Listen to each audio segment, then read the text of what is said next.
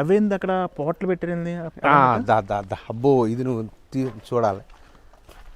ఇవేంటి? పక్షుల కోసము కొర్రలు అనమాట. ఇవి మనం ఒలిస్తే తినవు, అవి ఒలుచుకొని తింటాయి.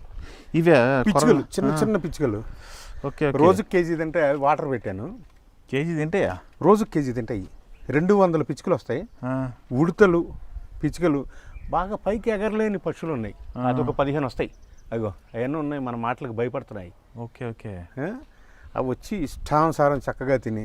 వాటి కోసమే పెట్టింది ఇది? వాటి కోసమే, అంటే ఇది వర్షం వస్తే తడవకుండా కింద తింటాయని.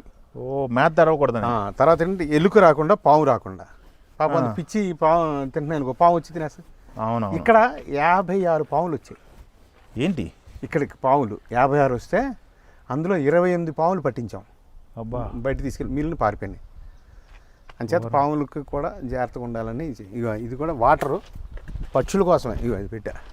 ఎండాకాలం వస్తుంది కదా, ఇప్పుడు కొత్త చేయించారు ఇది? మళ్ళీ ఇప్పుడు కొత్తగా చేయించా. వాటితో పాటు నీళ్ళు పోసారు కదా? పోసాను. ఓకే. అట్లా ఇటు పక్క ఇదంతా కొండ? అటంతా కొండ. ఇక ఓకే, మనకి బఫర్ జోన్ అది.